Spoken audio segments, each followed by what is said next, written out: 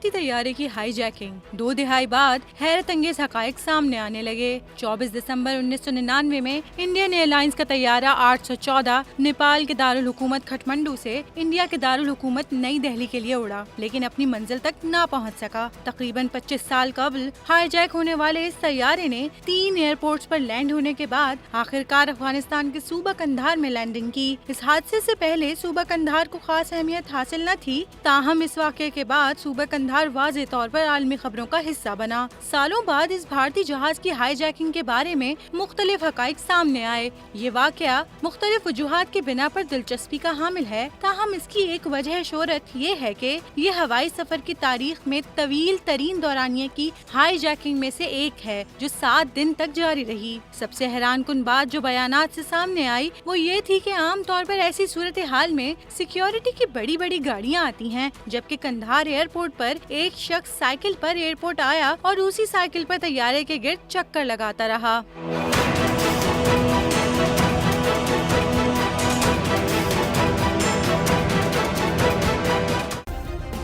Subscribe کریں اور بیل دبائیں تاکہ کوئی خبر رہ نہ جائے۔